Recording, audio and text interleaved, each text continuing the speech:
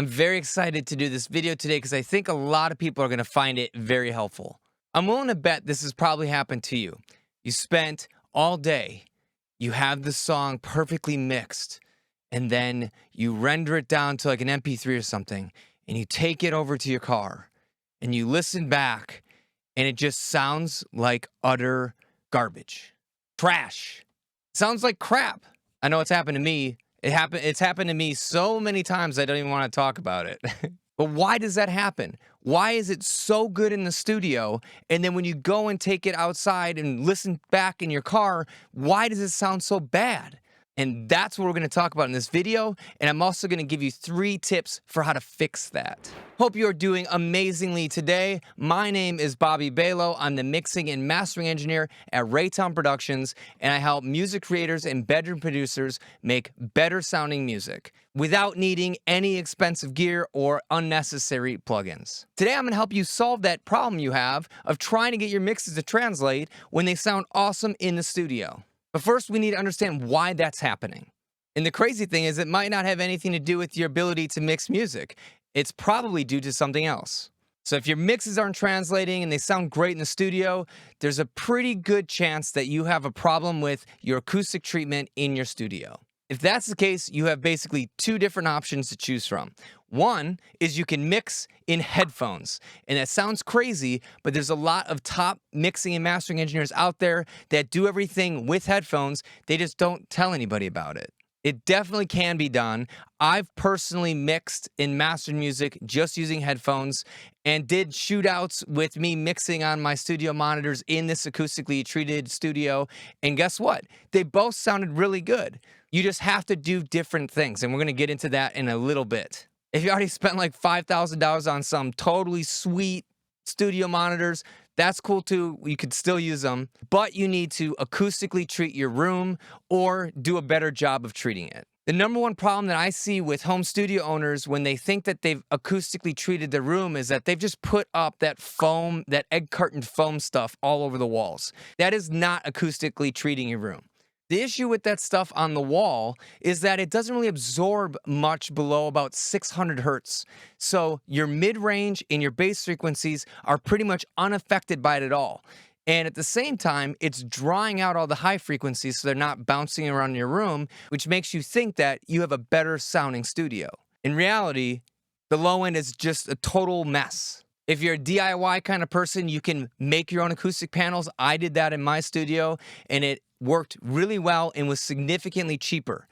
I would highly recommend looking at buying this material or insulation called mineral wool. It's pretty safe to handle and to make panels. There's a ton of tutorials available online, and so I'm not going to cover it in this video. But make sure that you're making these panels at least 4 inches thick, please. Around 6 to 8 inches is where you're gonna start getting really good broadband absorption of sound, all the way to about 100 hertz. It's very important that you try to treat your studio as much as possible. Once you make a bunch of panels, you just have to place them. You don't need to do anything too scientific. Just put the panels at the primary reflection points. If you hit all of those, you're going to be way, way better than you were when you started.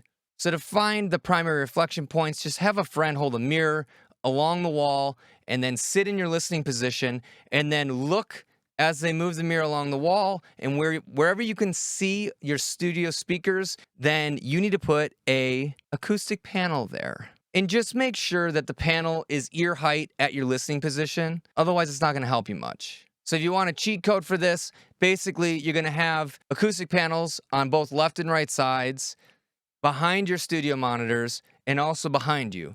And if you're really, really cool and you want to be fancy, you can have an acoustic cloud above you as well. So if you hit all those points, you're going to have an immediate improvement to your sound.